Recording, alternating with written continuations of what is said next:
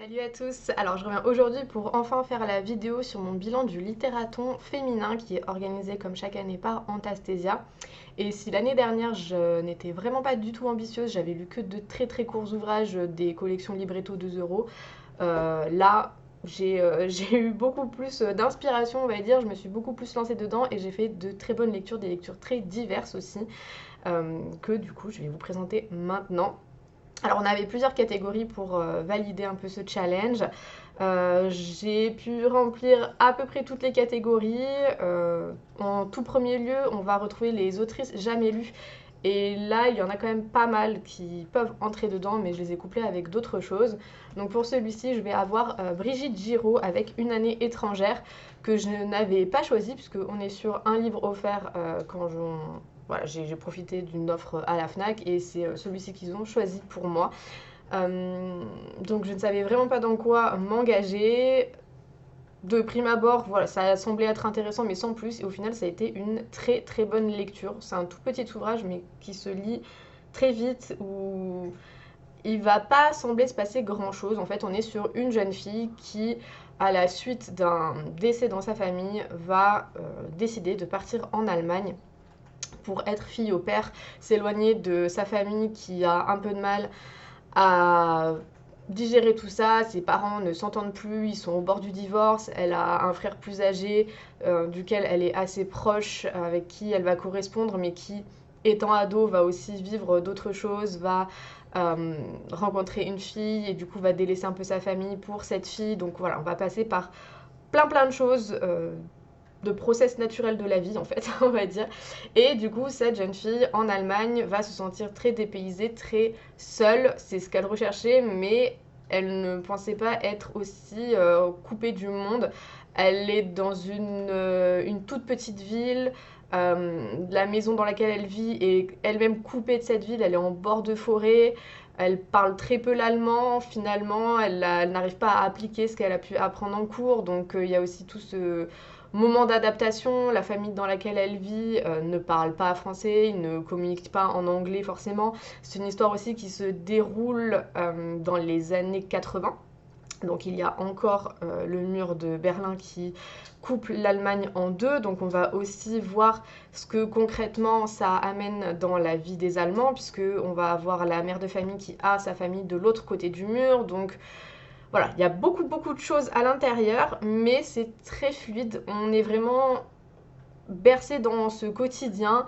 On est presque avec elle parce que des références peuvent nous manquer aussi, mais on n'est pas, ce n'est pas essentiel pour la compréhension de l'histoire pour autant. On arrive vraiment à s'identifier à cette jeune fille malgré tout ce qu'elle a pu vivre. Je ne sais pas si ça spoil ou pas. Oui, je vais pas vous dire du coup de qui elle a perdu ni rien, sachant que va y avoir un espèce de pendant aussi dans la famille allemande dans laquelle elle vit. Donc ça montre vraiment qu'on est tous au même niveau. On est, voilà, c'est un peu cucu Miss France de dire ça, mais on est tous des êtres humains, on vit tous plus ou moins les mêmes choses, on est tous confrontés à la cruauté de la vie, mais aussi aux belles choses qui peuvent voilà, passer par nous. Et voilà, il faut saisir tous ces petits instants-là, il faut se rappeler que rien n'est une fatalité, que on peut surmonter toutes ces épreuves, même si ce n'est pas évident. Et c'est assez lumineux, même si on a des moments très pesants. La fin, notamment, est un peu particulière. Il va y avoir toute la dernière partie du roman où on va se concentrer sur cette jeune fille et l'homme chez qui elle vit, où il y a des moments un peu étranges qui se déroulent. C'est malaisant, mais comme on vit tout ça à travers son prisme à elle, hum, on est autant dérangé qu'elle en fait, on ne l'est pas plus. Mais voilà, c'est un peu particulier, mais en tout cas, ça a été très bien fait. La plume est extrêmement juste et je pense que je me tournais vers d'autres ouvrages de cette autrice contemporaine, donc parce que j'ai beaucoup aimé, je ne m'y attendais pas et c'était une très bonne surprise.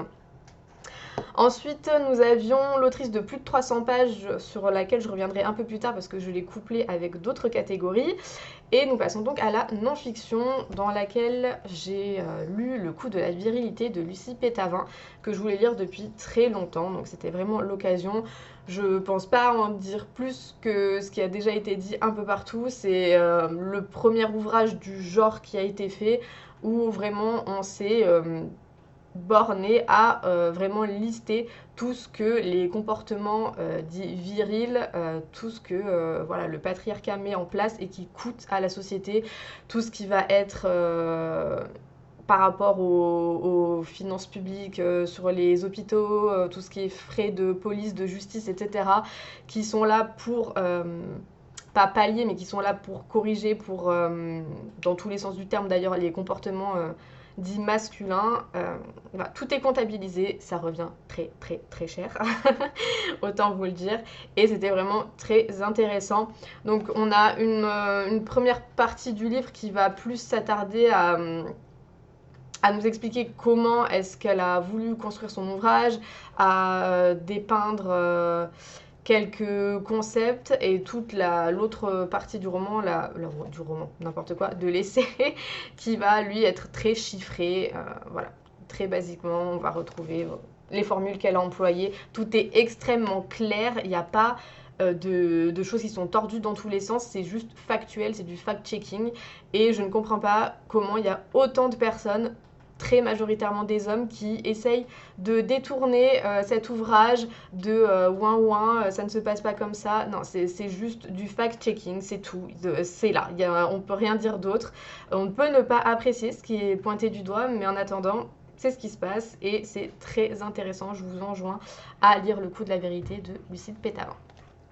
On va ensuite avoir l'autrice étrangère que j'ai du coup couplée avec langue originale et donc autrice de plus de 300 pages avec Antonia Pozzi, La vie rêvée, journal de poésie 1929-1933. J'ai un peu triché parce que l'ouvrage en tant que tel, les poèmes s'arrêtent à la page 299, mais on va faire comme si. Bref. Du coup, ça fait très longtemps que je n'avais pas lu en italien. C'est une édition bilingue pour celle-ci, donc vous pouvez tout à fait découvrir Antonia Pozzi. Vous avez dû voir, j'ai passé pas mal de vers que j'ai trouvé assez beaux. Voilà, j'en ai noté quand même plusieurs. Alors, Antonia Pozzi, c'est une jeune fille bourgeoise de la région de Milan, si je dis pas de bêtises. Enfin bon, elle est du nord de l'Italie. Ses parents ont basculé vers le fascisme, enfin voilà, histoire compliquée. Elle n'entendait pas du tout ça comme ça. C'est une, on va pas dire une grande rêveuse, mais c'est une jeune femme qui est très attachée à la nature, qui est très attachée aux montagnes. Elle a grimpé elle-même dans beaucoup de chaînes montagneuses. Et ça se ressent dans son écriture. Il y a beaucoup d'occurrences à la nature. Elle va mêler la nature, les sentiments, le cycle de la vie, la mort, beaucoup de choses comme ça qui m'ont énormément plu. J'ai beaucoup aimé sa plume là-dessus. Et elle va également vivre un amour un peu impossible. Je suis désolée si vous entendez gratter, c'est Athénaïs qui fait son show, comme d'hab. Bref.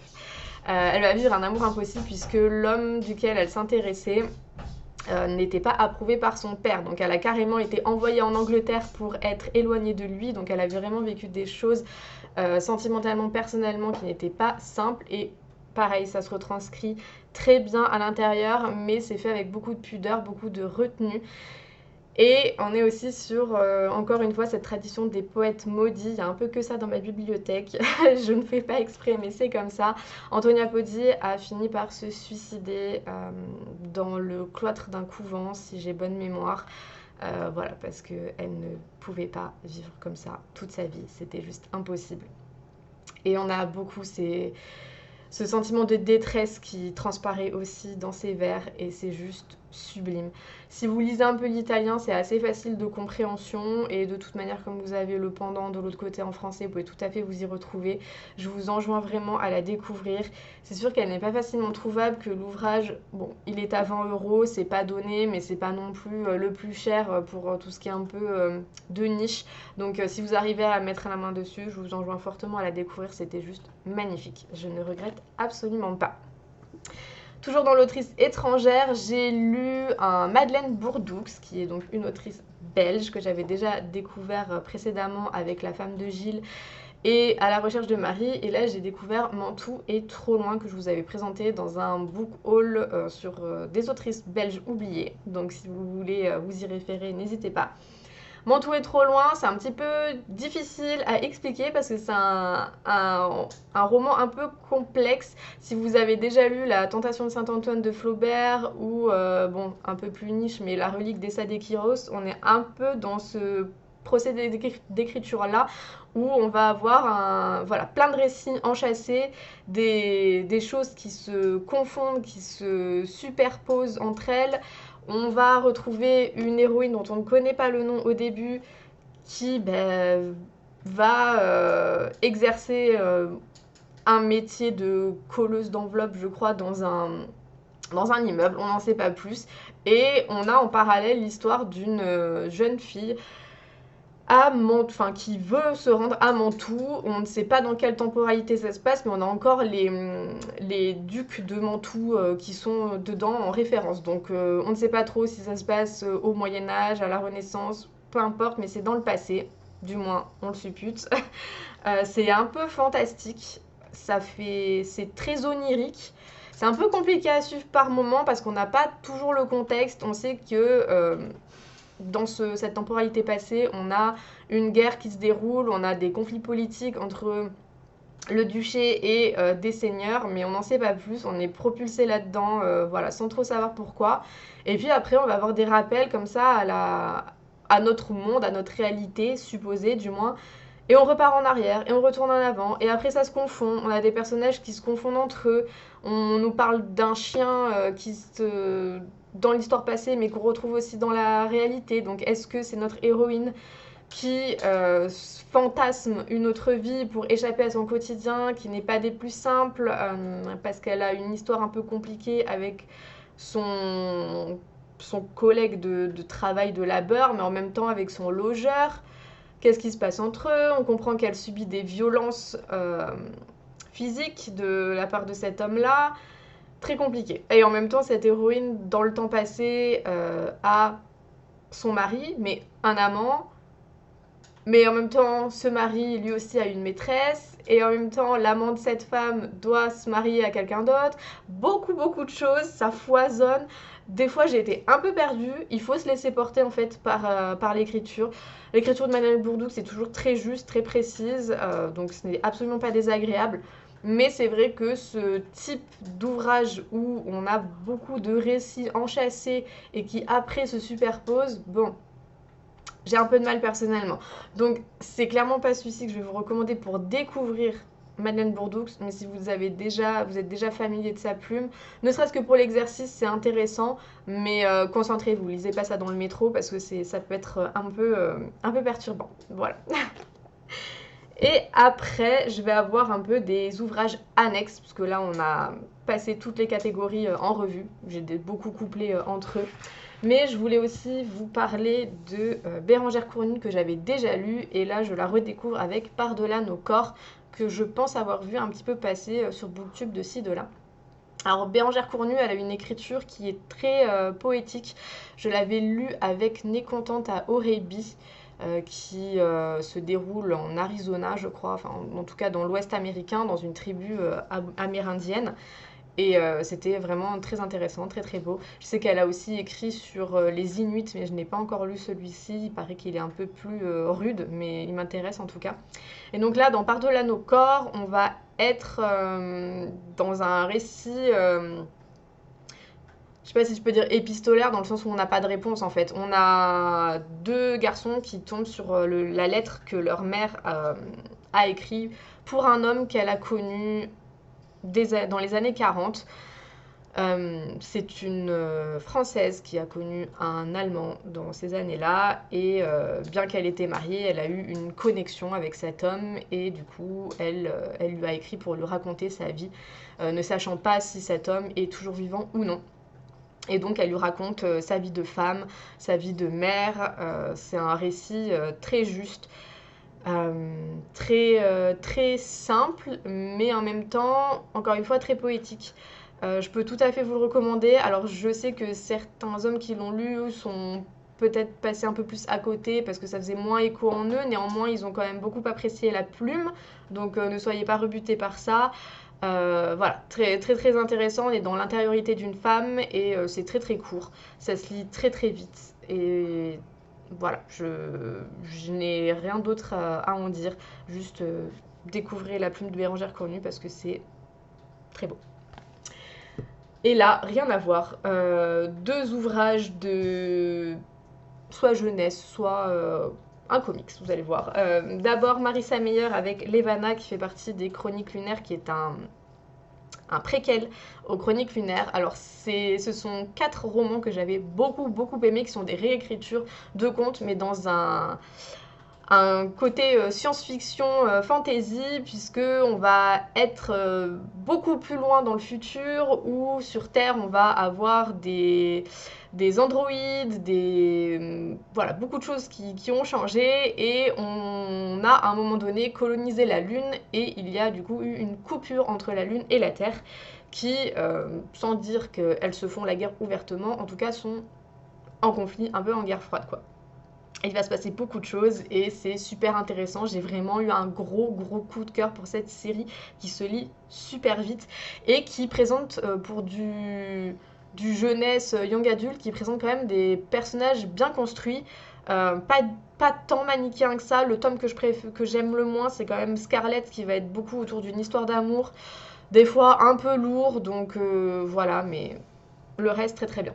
Et donc là, Levana va s'attarder à brosser le personnage donc de Levana, qui est la reine de la Lune et qui est une reine vraiment cruelle, sanguinaire, qui a vécu des choses vraiment pas simples. Et je me suis dit que ça pouvait être très intéressant de voir l'histoire sous son point de vue. J'ai attendu vraiment des années avant de le lire. En fait, cette reine a été brûlée vive enfant, elle a beaucoup de cicatrices et du coup elle se cache de tous ces sujets. Les habitants de la Lune, la plupart, ont des pouvoirs qui permettent de changer d'apparence, en fait, de mystifier un peu leur apparence. Et elle en use, elle en abuse, voilà, personne ne sait vraiment qui elle est. Elle est connue pour être la plus belle femme de la Lune et de la Terre, mais ça cache vraiment quelque chose de pas glorieux. Et j'ai été déçue de cet ouvrage, qui n'est pas très long non plus, qui se lit très vite, mais je trouve que le personnage est un peu fade. Ça se résume en fait à une histoire d'amour qui a mal tourné. Alors je trouve intéressant par contre le fait que on nous présente Levana comme... alors elle est déjà toxique, mais déjà depuis son adolescence. C'est quelqu'un de malsain, qui n'a aucun repère, qui avait une grande sœur qui était encore pire qu'elle, mais qui au moins ne cachait pas ses intentions, était très claire sur qui elle était, alors que Levana essaye de se persuader qu'elle est une bonne personne et qu'elle fait les choses pour presque rendre service aux autres. Dans le sens où elle est tombée amoureuse d'un des gardes de la cour royale et elle va le manipuler pour obtenir ce qu'elle veut de lui. Lui-même étant conscient du fait d'être manipulé mais ne pouvant rien faire, et elle va toujours lui dire mais je sais que toi aussi tu veux ça, je nous facilite les choses, etc. Donc on a vraiment le côté toxique de Levana qui est mis en avant, qui est... Il y a même pas d'ambiguïté là-dessus, on sait que c'est mauvais et c'est très bien de l'avoir construite comme ça. Ça peut aussi être intéressant de voir les côtés toxiques montrés sur une femme, chose qui est beaucoup plus rare, mais comme ça percute encore plus de voir que ce sont habituellement des discours masculins qui sont appliqués à Levana. Donc ça peut permettre aussi une prise de conscience un peu plus forte auprès des jeunes lecteurs. Donc je peux tout à fait le recommander, mais pour les plus jeunes d'entre nous, alors que la quadrilogie, je sais pas, le quatuor original, en tout cas, tout le monde peut le lire à mon sens, mais celui-ci semble un peu plus jeunesse, un peu plus facile, et on tourne un peu en rond parfois, on peut un peu s'ennuyer, donc bon, un peu déçu, voilà. Et pour le graphique, j'ai voulu lire Wonder Woman Historia, parce que je suis une grande lectrice de Wonder Woman. Et là, on va être un peu sur donc, les origines des Amazones. Très intéressant, très très beau. très juste, très féministe aussi. Alors il y a sur les 4 auteurs, 2 sont des femmes, donc ça compte un peu quand même pour le challenge. Je vais juste vous montrer quelques planches.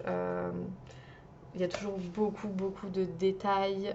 C'est très beau. On a du coup les déesses. On va montrer le pourquoi en fait les Amazones sont arrivées, parce que voilà, les femmes en ont eu marre de se faire frapper, violenter, violer, de devoir abandonner leurs filles parce que elles ne peuvent être utiles à rien alors qu'ils veulent des fils, etc.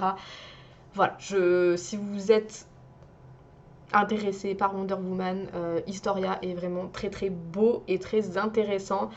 Par contre, je sais pas pourquoi ils ont fait ce choix de jaquette, puisque à aucun moment on a une héroïne noire à l'intérieur. On a quelques personnifications de déesses ou de reines amazones noires, parce qu'ils ont vraiment diversifié les figures mythologiques, et ça c'est pas plus mal parce que ça reste des dieux immatériels. Donc voilà, on a même un Zeus tout bleu, donc pourquoi pas. Mais voilà, très beau et je vous le recommande.